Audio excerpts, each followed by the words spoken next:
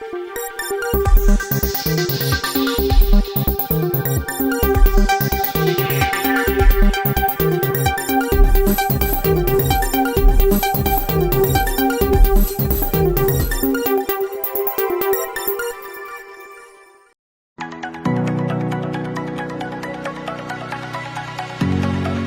2,500 2,500 చాలదు కాబట్టి కనీసం బట్టల కోసం, వంట సామగ్రి కోసం 5,000 చొప్పున ప్రతి ఒక్క కుటుంబానికి 10,000 ఆర్థిక సహాయం చేస్తాం. మగవాళ్ళకు గాని ఆడవాళ్ళకు గాని అందరికీ బట్టలు కూడా సరఫరా చేయమన్నా. మీ ఇండ్లన్నీ గాని దెబ్బతింటే పూర్తిగా కొత్త ఇండ్లు కట్టించే బాధ్యత మేము తీసుకుంటాం. అంతవరకు నష్టపరిహారం కూడా ఇచ్చి మిమ్మల్ని ఆదుకుంటాం. ఎవరైనా తోపుడు బండ్లు ఉంటే 10,000 15,000 ఖర్చు పెట్టి కొత్త బండ్లు పూర్తి ఖర్చుతో, అది కూడా ఆధునికమైన బండ్లని మీకు ఇప్పించే బాధ్యత మాది.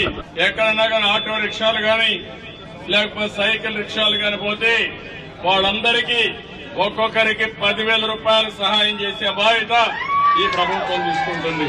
కలెక్టర్ కి స్పష్టమైన ఆదేశాలు ఇస్తున్నాం. 17వ తారీఖు లోపల మీ అందరికీ న్యాయం చేసే బాధ్యత ఆయన తీసుకుంటారు. ఎక్కడైనా సరే పంట రివైవ్ చేయగలిగితే దానికి అవసరమైతే యూరియా గాని ఇవన్నీ ఇచ్చి పొటాషియం ఇచ్చి మళ్లీ కాపాడగలిగితే దానికి కూడా ఎరువుల సరఫరా కూడా చేయమని ఆదేశాలు ఇచ్చాం. హలో హాయ్ అందరికీ నమస్కారం. నేను మీ లక్ష్మి మంచు. So you're watching me on City Light E-News.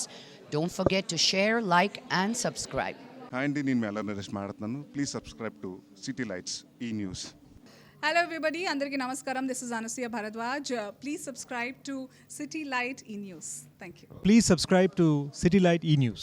Hello, నేను మీ రాశి Singh. Subscribe to city light. Hello guys, నేను మీ అశ్విని. సో సిటీ లైట్ ఈ న్యూస్కి సబ్స్క్రైబ్ చేసుకోండి. ఇక్కడ చాలా మంచి ఎక్స్క్లూజివ్ కంటెంట్ దొరుకుతుంది మీకైతే.